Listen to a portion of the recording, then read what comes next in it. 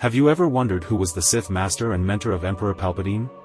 The tragedy of Darth Plagueis. Before Emperor Palpatine became the most feared Sith Lord in the galaxy, he was an apprentice to Darth Plagueis the Wise. Plagueis' life is mainly explored in the fan-favorite Star Wars novel, named Darth Plagueis, which was inspired by the opera scene in Star Wars Episode 3, Revenge of the Sith. In this video, we will dive deep into the backstory of Plagueis, and go through the events depicted in the novel.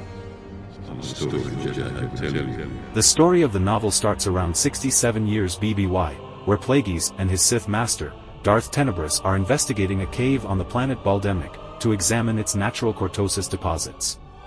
Cortosis, known for its resistance to lightsaber blades, is a key element of the Sith's plan to overthrow the Jedi and establish a Sith-controlled empire as part of Darth Bane's grand plan. During their exploration, a mining droid, against Tenebrous' orders, triggers an explosive lethane pocket. The resulting explosion distracts Tenebrous, providing Plagueis with the perfect opportunity to betray and kill his master. Plagueis uses the Force to hurl falling debris upon his master, injuring him severely as a result. Tenebrous reveals the supplier of the compromised mining droid to be Subtext Mining. Plagueis promises that he will avenge his master, before finally ending his master's life, by snapping his neck with the Force. As Tenebrous was dying, Plagueis observed how the midichlorians behaved in the body of his dying master. Even though Plagueis had gained the ability to observe the midichlorians in living organisms through years of targeted meditation, he was not yet able to control them, or influence them in any way. As their ship was destroyed by the mining accident, Plagueis is left stranded on Baldemnik. He sets off for the nearest city, and stows away on a ship called the Woebegone. The ship's crew, however, discover him in one of the cooling container and confront him. Plagueis asks them to just take him to his home planet, but they do not trust him and want to give him to the authorities on Baldemnik. As a result, Plagueis becomes enraged and he brutally kills them all, leaving behind only a medical droid, named 114D, who he spares to tend to his wounds. The two travel to the Deep Space Demolition and Removal Space Station, where the ship is slagged, and the droid's memory erased. The Sith and his now-owned droid travel to Munilinst, where Plagueis appears in his public persona as Hego Damask, CEO of the Damask Holdings. This persona allows him to exert influence over galactic finance and politics while continuing his Sith ambitions in secret. After a brief confrontation with the COO, Tanith, Plagueis and the droid travel to Amra, a remote island on Munilinst, where Plagueis owns a secret laboratory. There, he instructs his newly acquired droid to study the history of the Sith. Plagueis soon hosts his annual secret meeting on the moon Sojourn, with various members of the galactic's elite, including Gardulla the Hutt and Senator Pax's team of Malastare. As Hego Damask, he hosts these annual gatherings, acting as a power broker among the galaxy's richest. During the meeting, Damask uncovers that Subtext Mining, the company that supplied Tenebrous with information about the cortosis deposits on Baldemnik, has connections with Senator Pax's team of Malastare. In a bid to save their lives from the wrath of Plagueis, the Subtext representatives reveal the existence of a vast plasma reserve on Naboo, promising immense profit potential. He initially spares them, but once Plagueis realizes that these representatives would be more of a liability than an asset, he eliminates them. Following the long gathering, Plagueis is alarmed that an intruder has broken in the premises. It is soon revealed that the intruder is Darth Venamis, a secret Sith apprentice whom Tenebrous had secretly trained as a contingency plan in case Plagueis failed to live up to Tenebrous' expectations. Plagueis easily defeats Venamis in combat, and after he poisons him, uses his body in experiments where he manipulates the midichlorians in his quest for immortality. In the aftermath of the battle, Plagueis discovers a list of Force users on Venamis' ship. It was apparent that Tenebrous had ordered Venamis to look out for potential Force-sensitive beings to use in the Sith schemes. Plagueis sets out to locate these individuals to determine if they pose a threat to his plans. Alongside his medical droid 114D, Plagueis tracks down and eventually neutralizes these potential acolytes, including a Force-sensitive Shirito shapeshifter, an Iktachi prophet, and a Nautolan, named Not-Lar, all of whom Plagueis thought could jeopardize his plans for galactic domination. The narrative then shifts to Naboo. Plagueis and the Trade Federation support Bon Tapilo's bid for the royal throne, in exchange for access to Naboo's plasma resources. Here is where we first learn of the rebellious son of a noble family, who opposes his father's ideals and undermined his father's political stance in the most recent elections. His actions, including leaking sensitive information, caught the attention of Plagueis, who eventually seeks him out in the university campus on Theed. This young man's name was Palpatine. Initially disinterested in Plagueis, Palpatine reluctantly agreed to give him a tour of Theed after some persuasion. Plagueis learned about Palpatine's interests in politics, art, and racing, but couldn't sense him through the Force, which intrigued him. By the end of their meeting, Plagueis proposed that Palpatine work as a spy to help secure Tapilo's election as king, furthering the goals of Damask Holdings. Palpatine agreed, but only if he could report directly to Plagueis himself. This is where Plagueis starts subtly grooming Palpatine. Palpatine's father soon discovered his son's connection with Hego Damask, and was enraged with their new friendship. As a result, Palpatine's father planned to take him and his family away from Naboo. However, when Palpatine discovered this, he snapped, and killed them all aboard the family ship, including the pilot and guards. Damask helped cover up the crime, in exchange for Palpatine joining the Sith. And so Palpatine was knighted as a Sith Lord, and dubbed as Darth Sidious. Following the murders, all records of Palpatine's ancestry disappeared, and he moved to a modest apartment in Theed. And with these events, we wrap up the first act of the novel. If you've made it this far, thank you so much for following along. If you're enjoying the content, don't forget to hit that like button and subscribe for more. Your support truly means the world to me, and it helps me continue creating videos for you. Fast forward 11 years, Palpatine has risen to the position of Naboo's ambassador, using his growing influence to further his dark ambitions.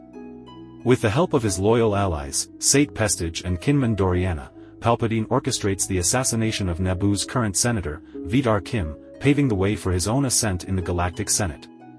As Palpatine urges to know more about the dark side of the Force than what Plagueis is teaching him, he travels to Dathomir, where he is presented with a young Zabrak child, named Maul. He takes the child to Mustafar for training in the ways of the dark side, as Palpatine sees him as a weapon of the Sith, perhaps an acolyte. Meanwhile, Plagueis continues his secretive experiments with the Force, managing to kill and then resurrect Darth Venamis in one of his experiments. He successfully did this numerous times until the Bith's organs had given out, before Plagueis granting him everlasting death. Immediately after, Sidious and Plagueis entered a meditative trance, trying to tip the balance towards darkness. Plagueis then attempted to create life by reaching out to the galaxy's inhabitants, trying to will a being into existence through the Force. However, the experiment failed as the Force grew silent, and Plagueis' subjects began succumbing to diseases. Plagueis theorized that the Force actively resisted the Sith's efforts, interpreting each setback as evidence of this opposition. Plagueis was also exploring the potential of creating a cloned army by making contact with the clone masters on Kamino, specifically eyeing the fierce Yinker warriors as ideal candidates. As both continue to eliminate their political opponents, Plagueis is ambushed by Maladian assassins, during a secret ceremony intended to induct his associate, Larshil, into the Order of the Canted Circle.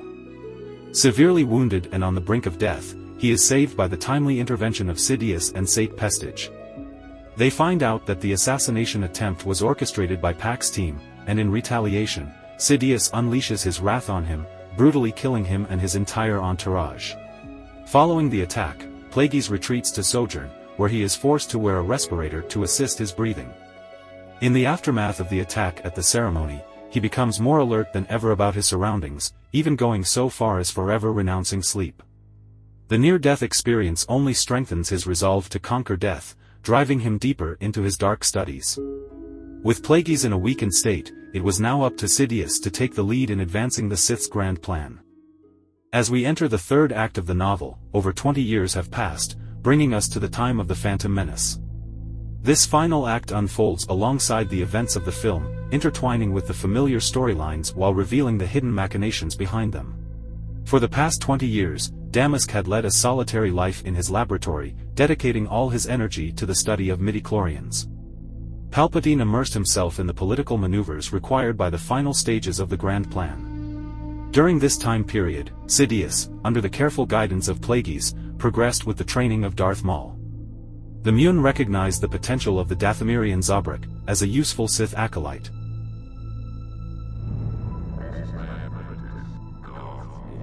Eventually, Palpatine becomes a highly respected senator, known for his unblemished record, free from scandal or corruption. Behind this facade, he strategically cultivates relationships with influential figures. In secret, posing as Sidious, he forges an alliance with Newt Gunray of the Trade Federation, promising him immense wealth and power in return for loyalty. When Sidious successfully elevates Gunray to the position of viceroy within the Trade Federation, the Neimoidian is deeply indebted to him, making it easy for Sidious to manipulate him into initiating the blockade and invasion of Naboo. Over the years, Palpatine also maintains a subtle connection with Jedi Master Dooku, a relationship that deepens, as Dooku grows increasingly disillusioned with the Jedi Order. Through Dooku, Palpatine learns of Anakin Skywalker, a child believed to be conceived by the Force itself. Both Palpatine and Plagueis become obsessed with uncovering the truth about Anakin. They soon realize that the year in which Plagueis and Sidious conducted the Dark Sith ritual, the so-called Grand Experiment, in an attempt to tip the balance of the Force towards the dark side, was the same year in which Anakin was born. It appeared that the Force retaliated by bringing forth the prophesied Chosen One, the person, destined to restore balance.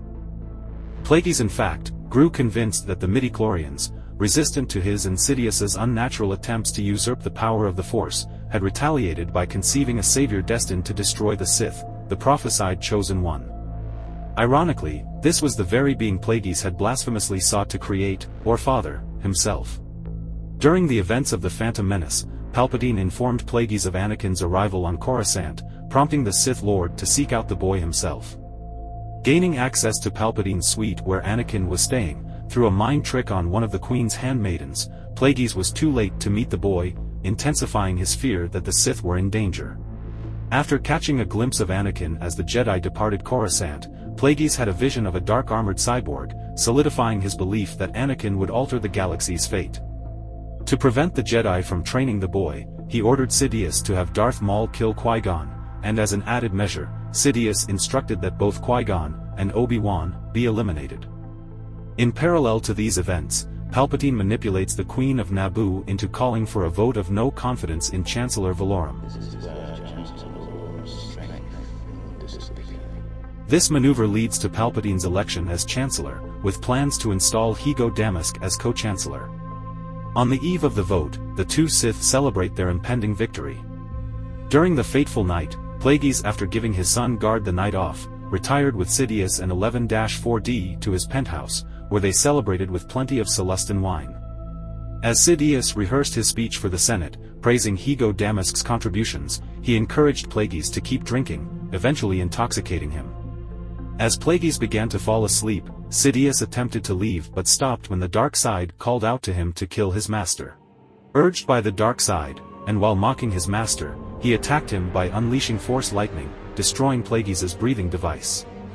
Despite trying to resist, Plagueis, weakened by the wine, succumbed to Sidious's attack, ultimately suffocating. His death unleashed a wave of dark side energy across Coruscant, knocking out Sidious. His triumph, however, was marred by a sense of unease. Initially he suspects it might be Plagueis himself reaching out from beyond the grave.